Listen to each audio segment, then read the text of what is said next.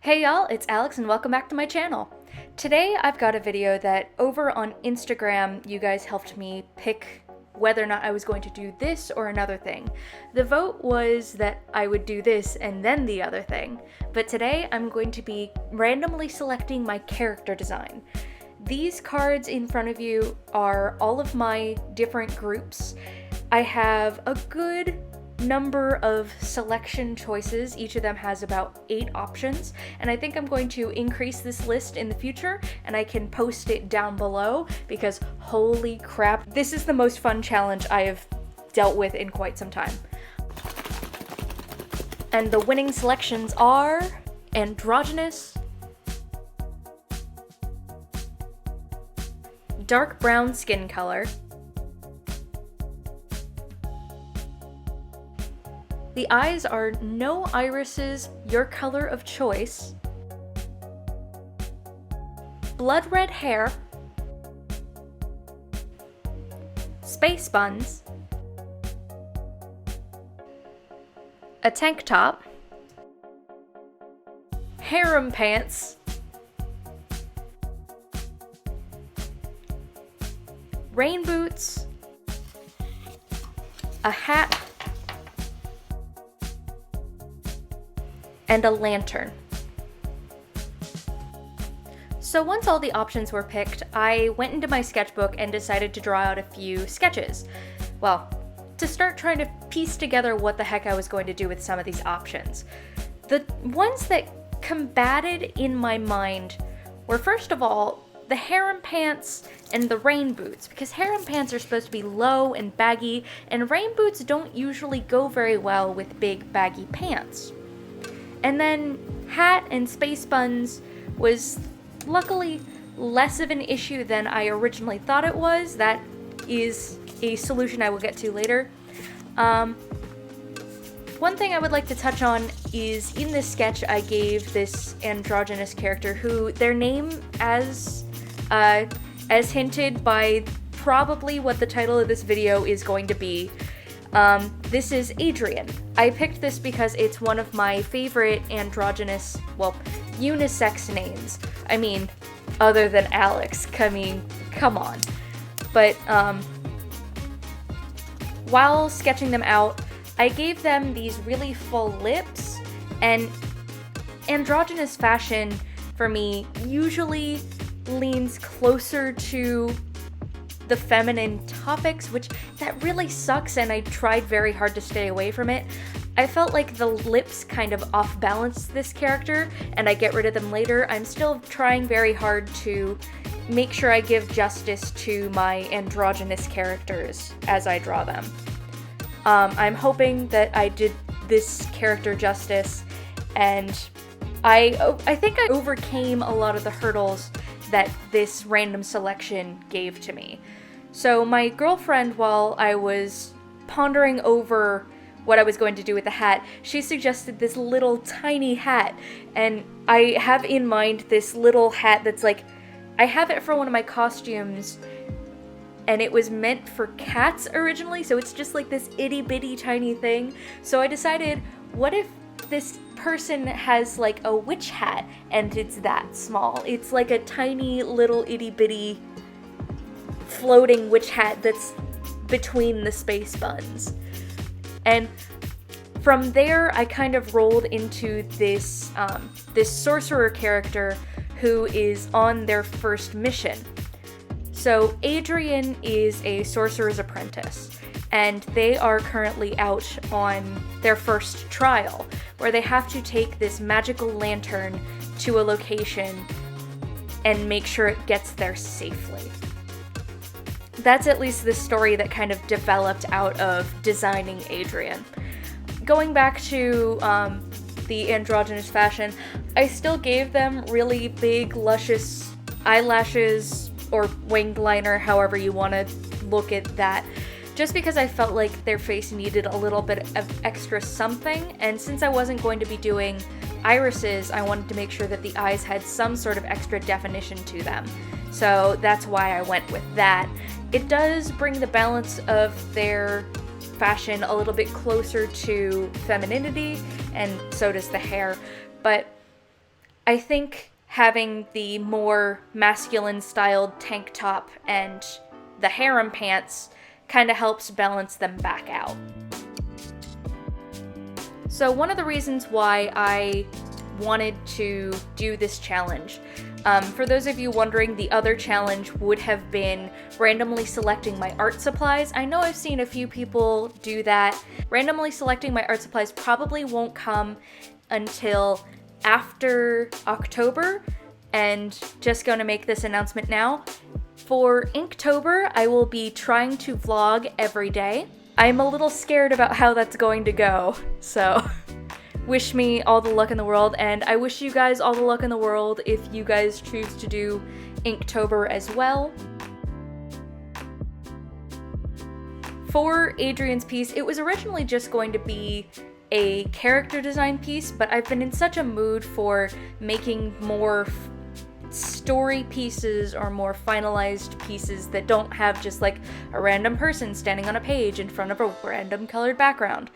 That's where Adrian's quest story kind of came in. And all of the rock around them and like the 3 moons in the sky just kind of like came to me at random. I realized after I was done with painting the background that I wanted to put a columnar texture along the ground. Like, I'll put a picture of some columnar jointing on the screen right here. Maybe I'll actually put up some pictures that I took myself while I was out at my field camp experience, but columnar jointing is probably the coolest texture in rocks. It's caused in igneous rocks by uneven cooling from the outside moving in towards a magmatic core. That's at least how I remember it, and that might be wrong, but maybe don't quote me on that. The background overall in this piece wasn't my favorite, and surprise, surprise, it's the only thing that I touch with a watercolor. While I was doing the sketch, I tested out a couple of different browns, but I decided that since the prompt was to use dark brown, I wanted to use the darkest brown I had, and that is E49 Dark Bark, and I feel like this is a very lovely color, and I do like it as a skin tone. I just feel like I'm not able to get the depth that I want out of it, because I think that skin tones is something that I'm going to have to work on in the future. I tried doing the difference in tones that you usually see around like the hands, and I didn't feel like that looked very good, and I decided that I was just going to not keep it. I did go back in with a white pen to reshape all of the line art inside of the skin tone, because otherwise it really loses it. And I reintroduced this as an element of the piece, not just a way to see the line art. At the end, to make Adrian stand out from the background, I go all around them with a line of white, like they have some sort of protective magic aura around them. So the harem pants were something I was really worried about.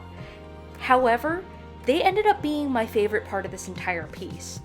This kind of dark yellow, I think the color I used was Y28 Lionette Gold. And it's like, it has a gold cap. I figured when I bought it, oh, it's going to be slightly metallic. I just hit my water. I figured when I bought it, oh, it's going to be slightly metallic. This is going to be cool. No. I don't know why I thought that Copics would somehow come out with metallics. It would be really cool.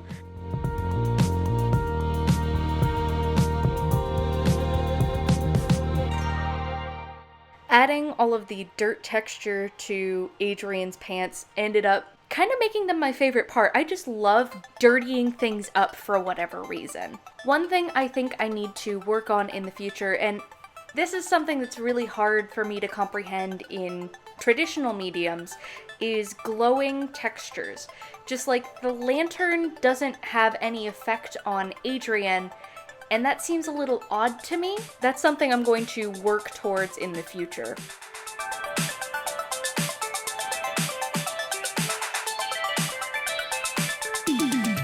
While I used mostly Copic markers for this piece, I did decide that I wanted to use the Molotow marker for their hair, because I love this the texture that it gives as opposed to Copic markers. And also, I've just been wanting to throw Posca pens and Molotow markers at literally everything, so, you know. In order to do the freckles along their skin, I dabbed some paint onto a piece of paper and I used the tip of a pencil to distribute it. I was barely able to fill in the eyes with the tip of the marker, let alone do these fine, small freckles across their skin. Now, for the background, I decided that I was going to do it in watercolor, and boy was that a boneheaded move. I think I say this now just about every single time I use watercolors, that I don't like the textures they give, I don't like how I work with them, I don't like how I mix the colors, I just can't find anything that I like in watercolor other than the fact that I can re-wet it and still rework it as opposed to acrylic inks. But I like acrylic inks more. Which, speaking of, I haven't used acrylic inks in a hot second. I need to get back on that train. Anyway, watercolors are something I'm going to force myself to learn more about in the near future because the background is probably my least favorite part of this entire piece. I wouldn't go so far as calling it a mistake. However, I have definitely thought that a few times when I go back to look at this piece.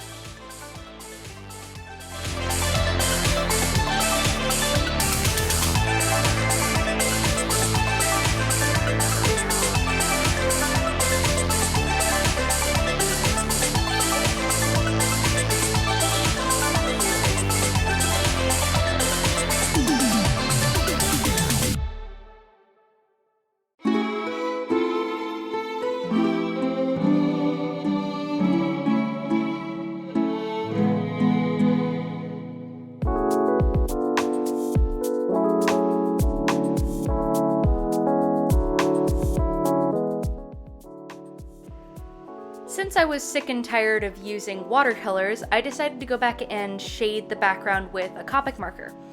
And I think this was the saving grace for this, other than the little defining white line in the very back where the shadowed rock meets the sky. I think those are the only two factors that at least make me look at this piece and say, hey, this isn't bad. Of all of the pieces that I've done with randomly selecting my character design, I'd say this one is my least favorite, but that I think is just because I was just trying to figure out how exactly I was going to work things out, and then in subsequent pieces, I had more interesting or wild ideas. The white line around Adrian was originally just going to be like, oh, it's to separate them from the background, because I feel like they sink in there a little bit, but I think it's interesting to give them like this magical shield around them that they're casting, but they're not allowed to magically protect the lantern, so that's the reason why. Wait, did I put... Crap, gotta look at the piece. Yes, that's the reason why I didn't put the white line around the lantern. You know, I was very surprised by how these random cards were able to give me such a dynamic and interesting character. Like, these are things that I never would have picked out and put together. Like harem pants and rain boots? Never. Besides, I never actually would have drawn rain boots in the first place. I actually don't like rain boots very much. But the entire point of making these lists was to give me a whole bunch of options, some that I liked, some that I disliked, and just see where I could go with them. And I think this is a really interesting challenge to push you out of your comfort zone. So I very much encourage you guys to go give it a try yourselves. I will be leaving the list down below. I hope you guys enjoyed the creation of Adrian, and I hope you guys have a good day. If you'd feel so inclined, hit that subscribe button and check me out on my other social media handles. Thanks, and I'll see you all in the next one.